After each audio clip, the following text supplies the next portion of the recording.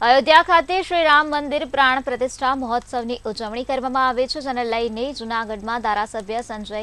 કોરડિયા દ્વારા જાજરડાના સિદ્ધનાથ મંદિર ખાતે વિવિધ ધાર્મિક કાર્યક્રમો આયોજન કરવામાં આવ્યા હતા, જેમાં મંદિરમાં સુંદરકાંડ સાથે 21 અલગ અલગ સમાજના લોકો સાથે 21 કુંડી હવન કરવામાં આવ્યો હતો। ત્યારે આ કાર્યક્રમમાં મુસ્લિમ સમાજના લોકોએ પણ હવનમાં આહુતિ આપી હતી।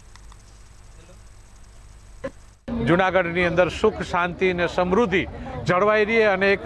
પ્રાથમિકતા ધાર્મિકતાની સાથે સંભાવના અને એક પરિવારની ભાવના જળવાય એમના સાથે યજ્ઞ કરી અને આજે હનુમાન ચાલીસાના પછી અયોધ્યા